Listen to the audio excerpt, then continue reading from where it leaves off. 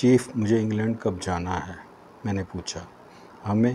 हमें तभी अमर और मैना एक साथ मेरे सवाल का विरोध करते बोले, हमें भी इस मिशन में तुम्हारे साथ जाना है।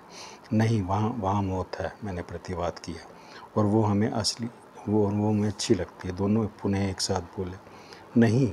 हाँ, क्यों नहीं? वो दोनों मुझसे ज़ोर से चीखे। Cool down. शिव खुराना दोनों हाथ खड़े करते बोले, वैसे तो इंग्लैंड में भी हमारे एजेंट है, पर चूंकि नीला यहाँ अकेली होगी, लिहाजा तुम दोनों उसकी हिफाजत के लिए जा सकते हो। मगर मैंने प्रतिवाद रोकना चाहा। वो नो मगर एट ऑल।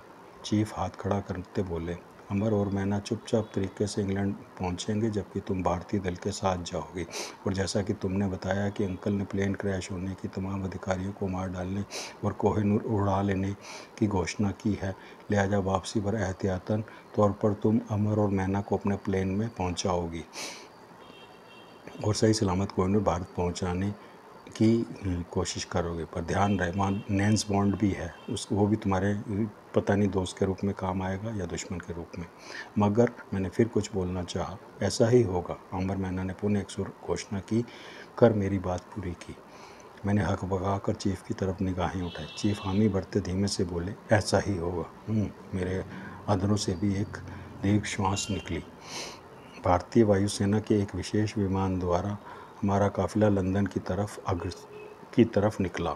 मेरी हालत उस वक्त ऐसी थी मानो कि नई सुहागन अपने मियाँ के साथ सुहागरात मना के निकली हो। सचमुच अंकल ने पिछली रात मेरी ऐसी तैसी की थी कि मेरा पोर जोड़ दुख रहा था। पर चूंकि ऐसे दर्द की मैं तलबगार रहती हूँ हर वक्त, लिहाजा अभ्यस्त भी हो चुकी हूँ। मेरे अलावा फ्लाइट्स में 7 विशेष हस्तियाँ और थी, जिनके कि मैं परिचय से फ़िलहाल अनजान थी, और हाल फिलहाल मैं इतनी थकी हारी थी कि मुझे उनके परिचय में कोई दिलचस्पी ना प्रतीत हो रही थी।